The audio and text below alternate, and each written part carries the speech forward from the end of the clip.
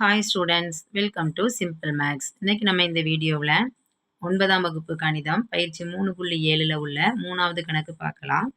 இணைகரத்தின் பரப்பு 25x² - 16ன்னு கொடுத்துருக்காங்க. அதன் அடிப்பக்கம் கொடுத்துருக்காங்க. அதன் உயரம் என்னன்னு கேட்டிருக்காங்க. ஓகேவா?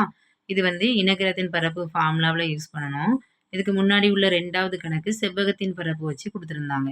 ஸோ செவ்வகத்தின் பரப்புக்குள்ள ஃபார்முலாவை யூஸ் பண்ணி நம்ம அதனுடைய நீளத்தை கண்டுபிடிச்சோம். ஓகேவா? உங்களுக்கு அந்த கணக்கு வேணும்னா கீழே டிஸ்கிரிப்ஷன் பாக்ஸில் லிங்க் இருக்குது, நீங்கள் அதை டச் பண்ணி பார்த்துக்கலாம். இப்போ இந்த கணக்கில் இணைகரத்தின் பரப்பு கொடுத்துருக்காங்க. தீர்வு கொடுத்துருக்கிறத எடுத்து நம்ம முதல்ல எழுதிக்கலாம். இணைகரத்தின் பரப்பு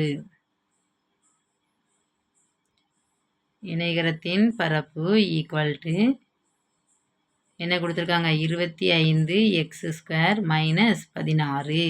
அடுத்தால என்ன கொடுத்துருக்காங்க, அடிப்பக்கம் கொடுத்துருக்காங்க. அடிப்பக்கம் எவ்வளோ கொடுத்துருக்காங்க, 5x + 4. சரியா? என்ன கொஸ்டின் கேட்டிருக்காங்கன்னா உயரம் என்னன்னு கேட்டிருக்காங்க. சரிதானா? இப்போ நமக்கு இணைகரத்தின் பரப்புக்குள்ள ஃபார்முலா நமக்கு தெரியும். ஃபுல்லாக எழுதிக்கிடுங்க.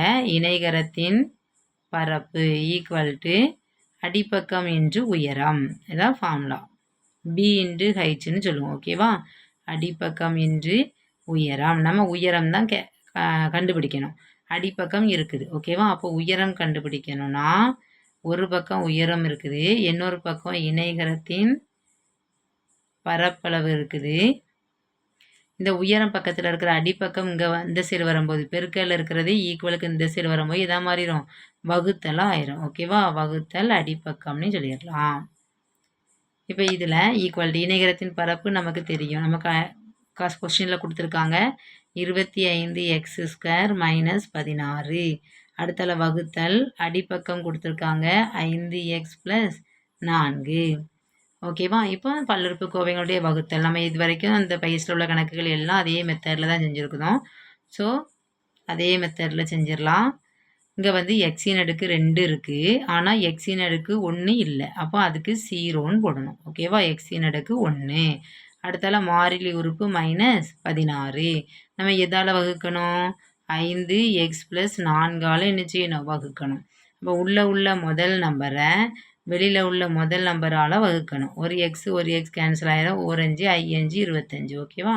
அப்போ நமக்கு என்ன கிடைக்குதுன்னா 5xன்னு கிடைக்குது. இப்போ இந்த 5xை கொண்டு இந்த 2 டேர்மையும் பெருக்கி இங்கே எழுதிடலாம். 5 25x² + i4 20x. ஓகேவா? அடையாளத்தை மாற்றி கூட்டுங்க. இது மைனஸ் ஆகும், கேன்சல் ஆயிரும். இதுவும் மைனஸ், 0 கூட எதை கூட்டினாலும் அதே நம்பர் தான் வரும், -20x. ஓகேவா? அடுத்து இந்த 16 கீழே எழுதிக்கலாம், -16.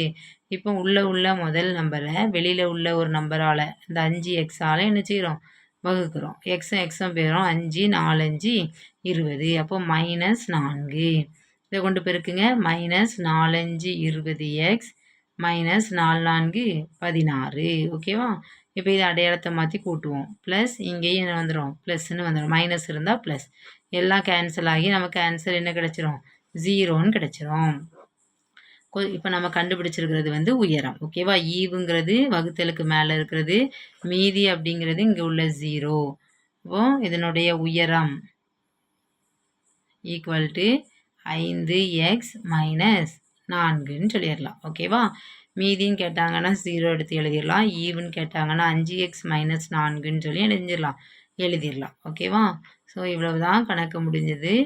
உங்களுக்கு இந்த கணக்கு புரிஞ்சிருக்கும்னு நினைக்கிறேன். இதில் ஏதாவது டவுட் இருந்தது அப்படின்னா உடனே நீங்கள் கமெண்ட்டில் கேட்டுருங்க. ஓகேவா? நெக்ஸ்ட் வீடியோவில் நெக்ஸ்ட் கணக்கு பார்க்கலாம். தேங்க்ஸ் ஃபார் வாட்சிங்.